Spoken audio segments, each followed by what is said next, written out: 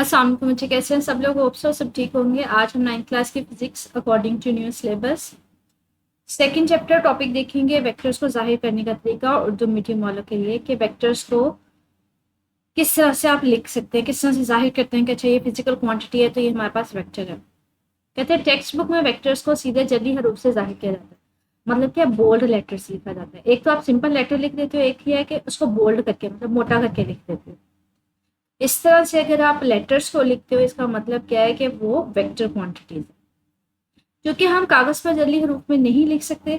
अच्छा, ये कहते हैं ये बोल्ड करके लिखना, अगर मैं एक लेटर लिखूंगी समथिंग लाइक दिस, अगर मैं 20 तरह से डाल देती हूँ तो मुझे तो टाइम नहीं लग जाएगा इसको बोल्ड करके लिखने में, ठीक है।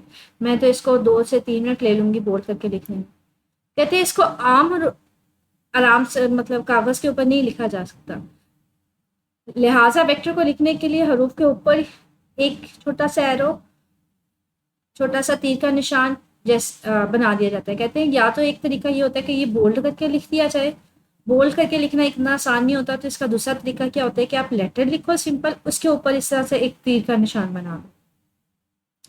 तो ये होता है किसी भी वेक्टर को लिखने का तरीका। वेक्टर की अददी कीमत जाहिर करने के लिए वेक्टर को थोड़ा सा टेढ़ा लिखा जाता है, इटैलिक फॉर्म में लिखा जाता है। कहते हैं अगर वेक्टर मैंने लिखना है ना, तो आप क्या करते हो, उसको बोल्ड लिख देते हो या फिर उस फॉर्म में लिख देते हो, उसके ऊपर तीर डाल देते हो। कहते हैं अगर मैं सिर्फ और सिर्फ वेक्टर को शो करना चाहूँ, वेक्टर को सॉरी उसकी सिर्फ और सिर्फ अददी कीमत को शो करना चाहूँ, डायरेक्शन ना बतानी चाहूँ, अदिति कीमत को लिखने के लिए आप क्या करते हो, उसको लेटर को क्या करते हो, उसको थोड़ा इटैलिक करके लिख देते हो। जैसे वेक्टर ए है ना, मैंने अगर सिर्फ और सिर्फ इसकी अददी कीमत जाहिर करनी है तो मैं क्या करूंगी, ए लेटर को थोड़ा सा मैं ऐसे टेढ़ा करके लिख दूंगी, ठीक है। इसको कहते हैं इटैलिक। इसका मतलब क्या है, ये वेक्टर ए की सिर्फ और सिर्फ अददी कीमत है, मतलब मैं सीधा नहीं लिख रही बल्कि मैंने उसको थोड़ा सा टिल्ट करके लिख दिया, टेढ़ा करके लिख दिया। इस पर तीर का निशान नहीं बनाया जाता। अब ये वेक्टर को तो लिखा जाता है सिंपल ए लेटर और उसके ऊपर तीर का निशान, लेकिन अगर मैंने सिर्फ और सिर्फ इस वेक्टर की अददी कीमत लिखनी है तो मैं क्या करूंगी, उसको थोड़ा सा टेढ़ा करके लिख दूंगी इटैलिक फॉर्म में, और इसके ऊपर किसी किस्म का तीर का निशान भी नहीं बना। ये तो तरीका था कि अगर आपने वेक्टर्स को लिखना कैसे है। कहते हैं अगर आपने शक्ल के जरिए बना के बताना है कोई वेक्टर, तो शकाल के जरिए कैसे बनाएंगे, ग्राफिकली वेक्टर को किस तरह से लिखेंगे।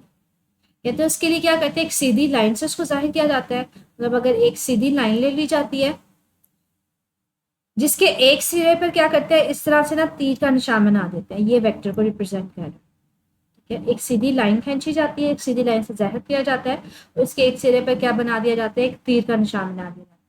इस लाइन की जितनी लंबाई होती है ना, वो उसकी क्या बता रही होती है, अददी कीमत। मतलब ये लंबाई जितनी ज्यादा होगी उसकी मिकदार, उसकी अददी कीमत जिसको हम लोग कहते हैं नंबर, उतना ज्यादा होगा। जैसे 5 मीटर है तो 5 मीटर के लिए ये मेरे पास इतनी लेंथ है, तो ये मेरे पास ये डायरेक्शन है। अगर मैं कहती हूँ 10 मीटर पर सेकेंड मतलब मेरे पास स्पीड है, तो उसके लिए मैं लाइन की लेंथ बढ़ा दूँ। अब ये पता चल रहा है ना मुझे कि इसकी मिकदार जो अददी कीमत है वो इसकी निस्बत क्या है, ज्यादा है। जबकि तीर की सिमत जो है वेक्टर की सिमत, जिस सेक्शन में आपने ये तीर लगाया होता है ना, वो आपको बता रहा होता है डायरेक्शन क्या है। आगे कहते हैं किसी वेक्टर की सिमत जाहिर करने के लिए आपस में दो लाइनों की जरूरत होती है, अमुदी लाइनों की जरूरत होती है। कहते हैं अगर वेक्टर की आपने किसी जगह पे आपने वेक्टर की डायरेक्शन या सिमत जाहिर करनी है ना, तो वहां पे आपको क्या किसकी जरूरत होती है, आपको 2 लाइनों की जरूरत होती है।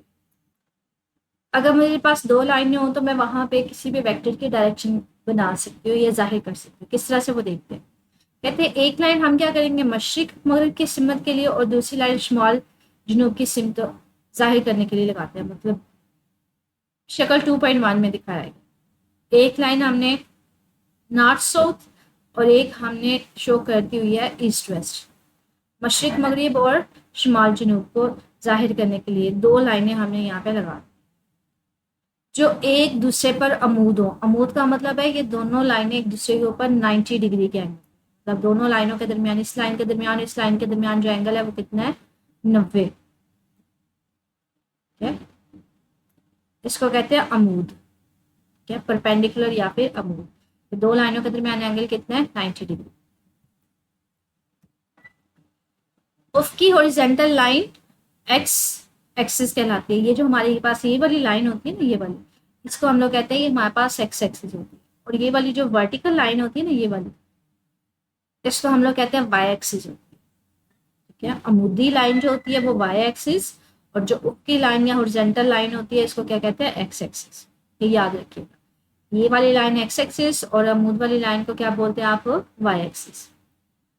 वो नुक्ता जहां पर ये दोनों पॉइंट मिलते हैं, नुक्ता आगाज, उसको ओरिजिन कहते हैं। अब ये दो लाइनें मैंने बना दी, अब ये दोनों लाइनें यहाँ पे टच कर रही है ना एक दूसरे को, यहाँ पे एक दूसरे से मिल रही हैं, तो इसको हम लोग कहते हैं, ये हमारे पास क्या है, ओरिजिन इसको बोलते हैं। इसे अमूमन किससे लिखा जाता है, ओ से लिखा जाता है। ये एक्सिस अमूमन हवाला के एक्सिस रेफरेंस एक्सिस भी कहलाता है। कहते हैं अगर आपने किसी पॉइंट की जगह बतानी हो ना, तो आप उसको इस पॉइंट से बताते हो, तो इसको कहते हैं रेफरेंस पॉइंट। तो इसके हिसाब से हम लोग किसी चीज़ की जगह बता रहे होते हैं, किसी चीज़ की डायरेक्शन बता रहे होते हैं, इसलिए इसको क्या बोला जाता है, रेफरेंस। रेफरेंस मतलब इसके हिसाब से ली गई कोई वैल्यू। अब कहते हैं वेक्टर को जाहिर करने के लिए इसकी लाइन नुक्ता आगाज से तलुबा सिमत की तरफ खींची जाती है। कहते हैं अगर मैंने कोई वेक्टर है, मैं कहती हूँ वो इस डायरेक्शन में, ठीक है, इस डायरेक्शन में, तो मैं क्या करती हूँ, एक लाइन जो है ना वो यहाँ से लेके उस डायरेक्शन में खींच देती हूँ। अमूमन सिमत के लिए लाइन का एक्स एक्सिस के साथ जाविया जो होता है वो थीटा बताया जाता है। आप वेक्टर में क्या करते हो, उसको तीर के निशान से शो करते हैं, लेकिन अगर मुझे इसकी सी वाली सिमत कैलकुलेट करनी है, उसको बताना है, वैल्यू बतानी है, तो मैं क्या करती हूँ, ये जो एक्स एक्सिस है ना, यहाँ से इसका थीटा ले लेती हूँ, एंगल देखती हूँ, ये जो वेक्टर है एक्स एक्सिस के साथ कितना एंगल बना रहा है, कितना जाविया बना रहा है। अगर मुझे इस जाविया का पता चल जाए तो मैं इसकी डायरेक्शन नंबर से बता सकती हूँ, एग्जैक्टली डायरेक्शन बता। वैसे तो मुझे नजर आ रहा है ना इस एरो से, वैसे नजर आ रहा है कि इसकी डायरेक्शन ही है, लेकिन अगर मुझे इस थीटा का पता चल जाए तो मैं एग्जैक्टली वैल्यू बता सकती हूँ। एक्सिस के दाएं तरफ से घड़ी मुखालिफ मतलब एंटी क्लॉकवाइज, घड़ी इस तरफ चलती है ना, घड़ी इस तरफ चलती है, लेकिन अगर उसके ऑपोजिट चलेंगे तो वो हमारे पास क्या होता है, एंटी क्लॉकवाइज।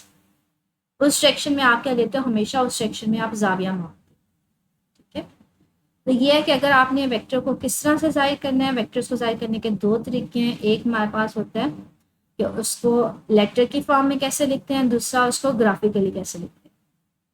और किसी भी वेक्टर की अगर आपने डायरेक्शन बतानी है तो उसके लिए आपको दो लाइनें जरूरत होती है जो दोनों एक दूसरे के ऊपर अमूद हों। आप वेक्टर के डायरेक्शन जो है वो किस तरह से करते हैं, आप ओरिजिन से एक लाइन ड्रॉ करते हो, यहाँ से उस लाइन का जो एंगल होता है एक्स एक्सिस से, वो एंगल जो थीटा जाविया वो बेसिकली उसकी डायरेक्शन बनाता है।